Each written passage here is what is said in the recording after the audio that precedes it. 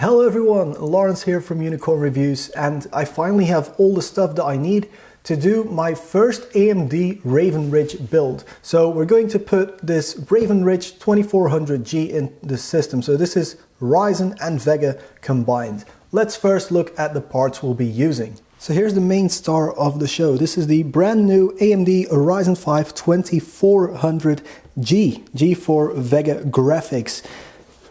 Lovely. So this is the chip we'll be using.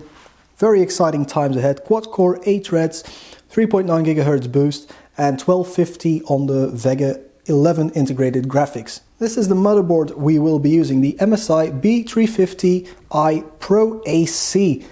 It's an ITX motherboard, AC Wi-Fi around the back, but most importantly, full-on support for AM4, so we can put our 2400G inside of here. Very important with APU builds is the memory. So I have 16 gigs of G.skill Flare X 3200 MHz memory. It's going to be really interesting to use this stuff to see how memory speeds impact performance. So subscribe if you want to see that in the full review of this chip.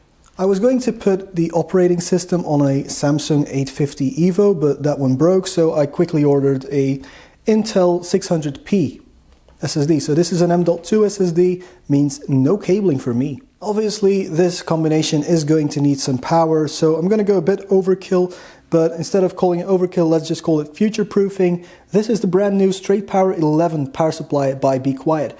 And now that we're on the subject of slight overkill, this is a 160 watt Shadow Rock 2 top flow cooler from Be Quiet as well. So big thanks to Be Quiet in this build. It's a top flow cooler, so it should also keep the motherboard and the memory cool, which is going to be really important with ATX builds that are very crammed inside. Also, these are very quiet and they offer incredible cooling performance. The case we'll be using is the Jonsbo VR1, or as I call it, the holy trinity of a fingerprint magnet. We've got brushed aluminium, tempered glass, and no real handy way to take any of the glass off. And because the glass on the VR1 case is very dark, I'm also going to use these RGB fan grills from Silverstone, but I'm just going to set them to white light to keep it somewhat tasty.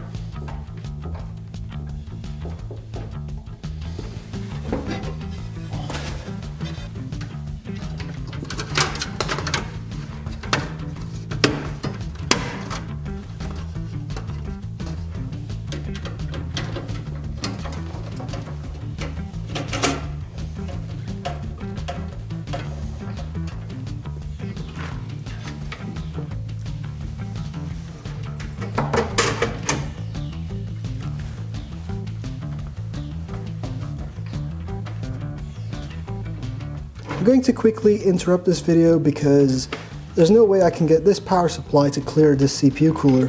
So, as you can see, there's no way this will fit. It's massively touching there.